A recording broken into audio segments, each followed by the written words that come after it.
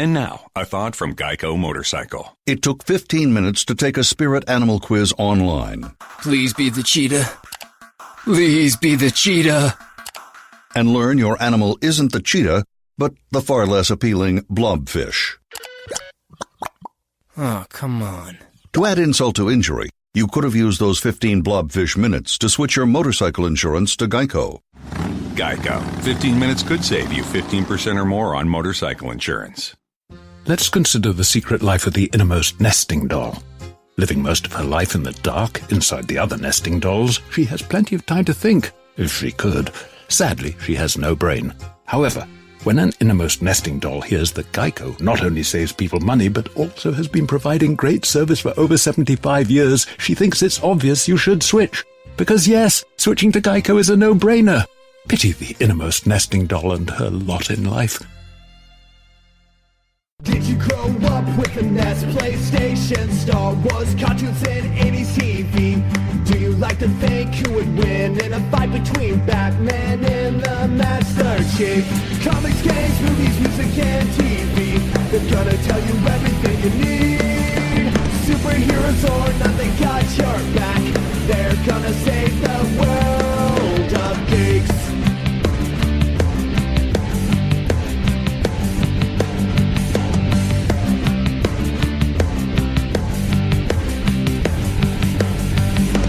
Games, movies, music, and TV, they're gonna tell you everything you need. Superheroes or not, they got your back. They're gonna save the world of This Week in Geek. This Week in Geek. And now it's time for another special feature.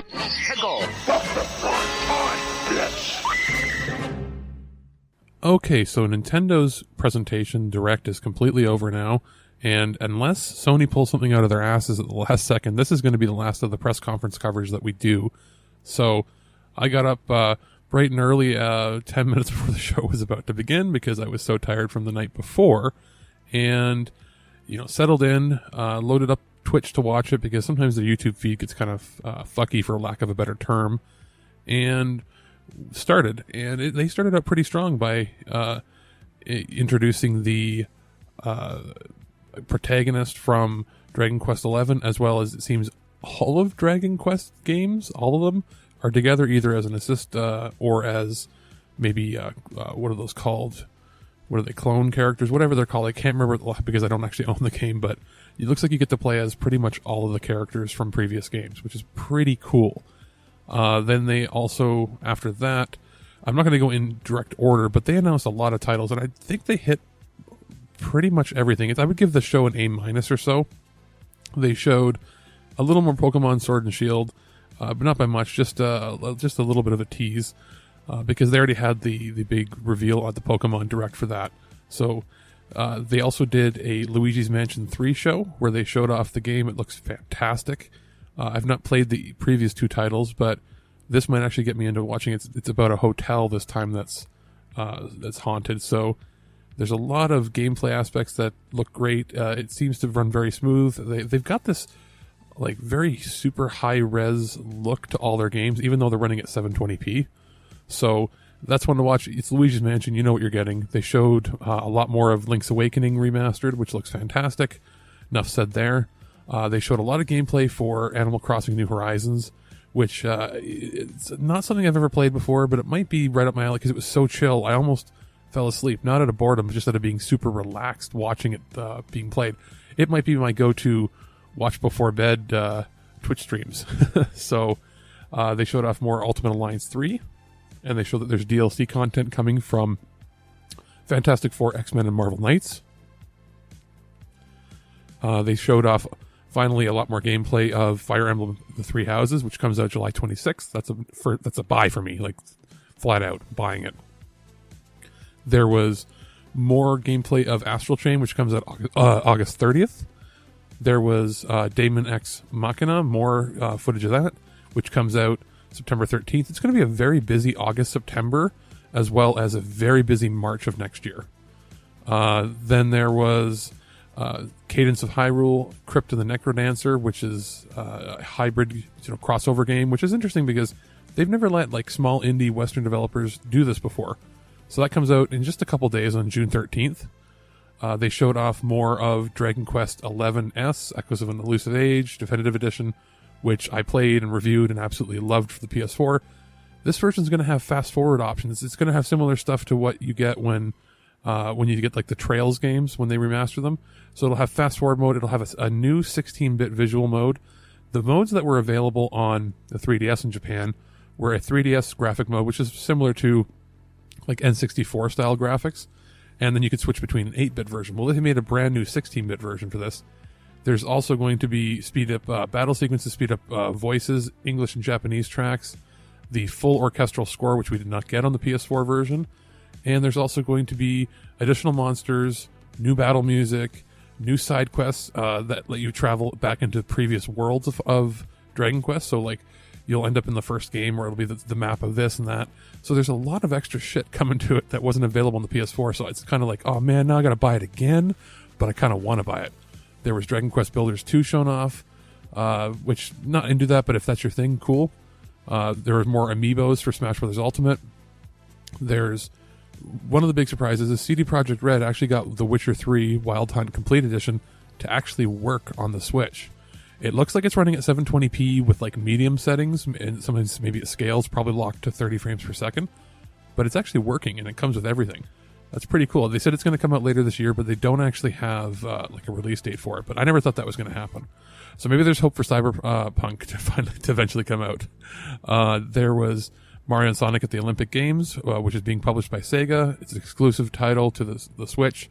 That'll be one that I'm going to contact Sega about to see if we can get a review copy to talk about it, because they've been pretty good in the past. Another really big surprise was the Dark Crystal.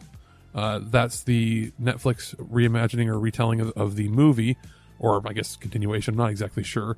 But it's Netflix is producing a game that is a tactical game very similar to Final Fantasy Tactics, and it's coming out on the Switch. It comes out sometime this year. They haven't had a definitive date. This was basically like Square Enix mixed with them. Half of their stuff was Square Enix stuff shown at the show. There was a collection of the collection of Mana, which is Secret of Mana 1, or Secret of Mana, which is I guess the second game in the series. The Game Boy game, which was Final Fantasy Adventure, and then they're bringing for the first time what we would know as a translated game of Secret of Mana 2 or Setsun Detsetsu 3, which is finally getting translated for the first time officially, and it's called Trials of Mana. So that's coming out. It's out today, and it's about $50 American or $50 Canadian. So it's actually cheaper in Canada when you consider the conversion rate of everything. So I'm going to see if we can get a copy of that. If not, that might be something I have to break the bank for. Be like, give me that game series. Well, Trials of Mana is also getting a full remaster, similar to what they did with Secret of Mana, but it looks even higher quality graphics. And it's coming out in early 2020, so I'm assuming January, February, something like that. There was a surprise from Konami. They were bringing out a Contra collection, which has like 7 games of previous Contra games in there. That's going to be about $25, which is pretty cheap. They also have the Contra Rogue, which is the Contra Rogue Corps, which is the first new game in years, and that comes out September 24th on the Switch. Big reveal was No More Heroes 3. Which is, my roommate was watching with me, and I thought he malfunctioned. He just basically froze and went, and started shaking because he's been waiting forever for this. So it's been 10 years, I think, since the last game. That mini game series that came out earlier in the year, I think was sort of testing the waters, but this game looks crazy fantastic, and it's going to be exclusive for the Switch. They showed off a game called Empire of Sin, which is from Paradox Interactive and Romero Games. It's an interesting little 1920s Prohibition era mafia game in the style of XCOM, which is something we want to check out. It comes out spring of next year. They showed off Panzer Dragoon, a remake, which is being developed by Forever Entertainment and I guess published by Sega, because they're the ones that I think own that franchise. And it's a remaster of the original game that was available on the Saturn, which looks pretty cool. Then Capcom showed off Resident Evil 5 and 6 working on the Switch, which is neat.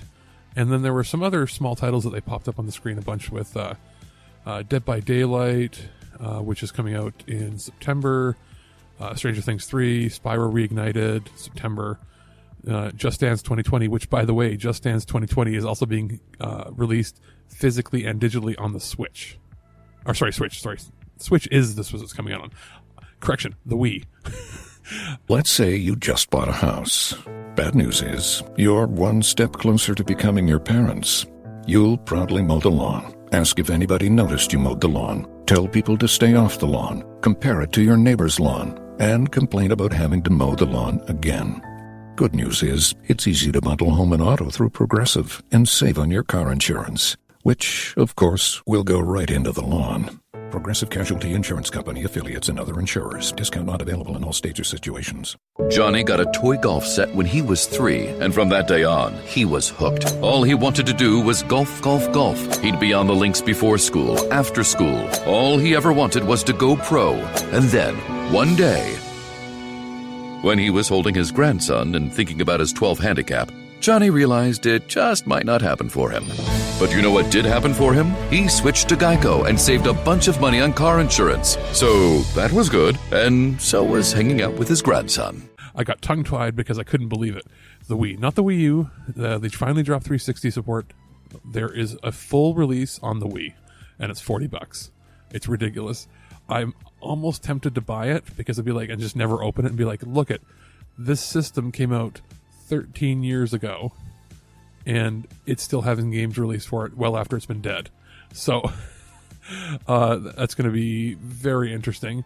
They also releasing new Super Lucky's Tale, which I thought was an exclusive to the Xbox, but now it's coming out in the fall for the Switch. There's Minecraft Minecraft Dungeons from Mojang, which is cool, I guess, spring of next year. Ni no Kuni, the original game, is getting remade, and it's coming to all platforms, including the Switch, in September, September's starting to fill up pretty bad. Catan is coming out. The Sinking City this fall. I didn't realize it was going to come out there because Sinking City is coming out in the summer, and it's a pretty graphically intensive RPG that I believe was being published by, was it Paradox or somebody? But yeah, it looks like Cthulhu-style weirdness. Alien Isolation is being ported by Sega sometime this year. Hollow Knight Silksong sometime, it's just soon, that's all they said. Final Fantasy Crystal Chronicles Remastered, which is in the winter, so that could mean anywhere from December to January, February, something like that. Dauntless is sometime in Q4 of this year. Wolfenstein Youngblood is July 26th, so it's coming out at the same time as it's coming out on all other systems. Doom Eternal, whenever it comes out. Elder Scrolls Blades, which is coming out in the fall. And then they showed off a couple other, little flashes of games, but that was pretty much everything major. And then at the end, they tied it all together with an announcement that, and they sort of teased it a bit, that they're finally getting Banjo-Kazooie in Smash. So that's going to come out later on this summer. So I initially thought, I'm like, oh my god, I thought that there was going to be a new Donkey Kong game, like Tropical Freeze, and then I thought, wait a minute, is Rare actually going to make a game for not Microsoft? Are they actually going to make in that style one of those games, like for Banjo-Kazooie?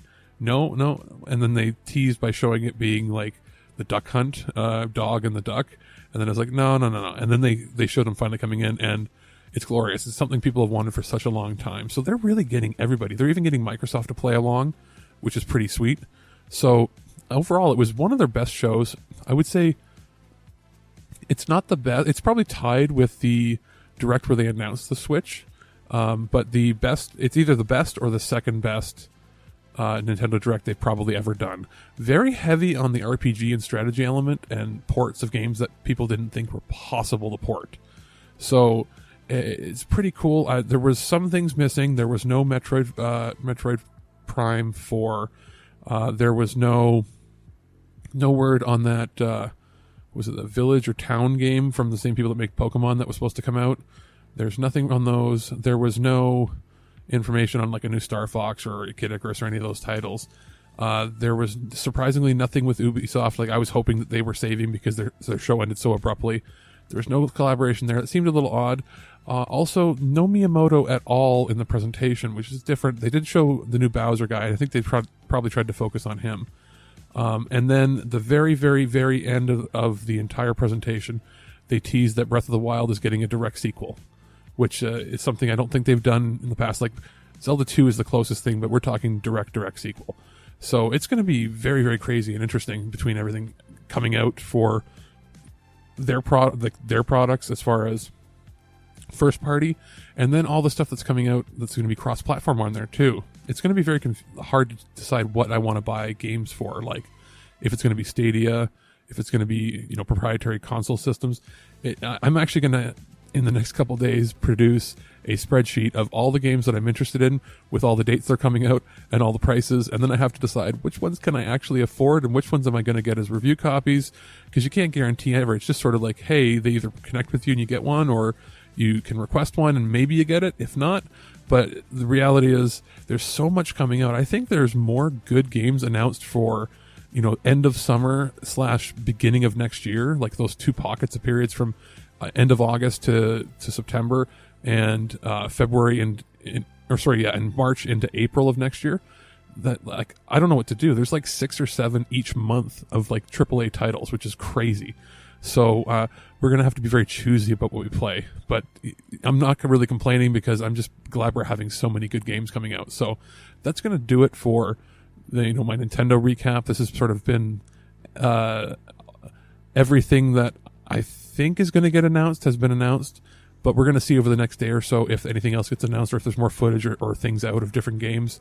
Because I'm going to get together with Birdman on Thursday, and we're going to do, you know, our full summary, talking about everything we liked, everything we didn't like, grading them, I guess, as well as, you know, what are our games that we're picking to play, what were we missing the most, and what could they have done better, and, you know, what the hell is up with Sony? Because I know that they said they didn't need it anymore, but I think they were probably doing it in protest to the actual ESA, the company that puts on the event, but not being there, not having any presence is sort of odd, and it might end up biting them in the ass later on.